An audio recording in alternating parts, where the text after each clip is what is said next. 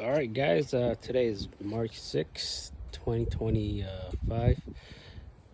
Just want to give you guys an update on our lychee tree. That's fully flower, full of bud, and the bud is starting open.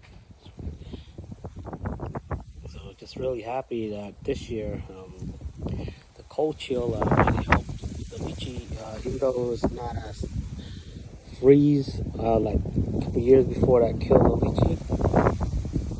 See how it died a couple years ago. Now it came back. This is 2 year growth right here from the base.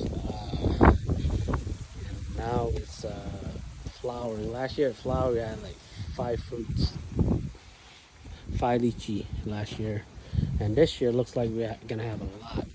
So I'm happy.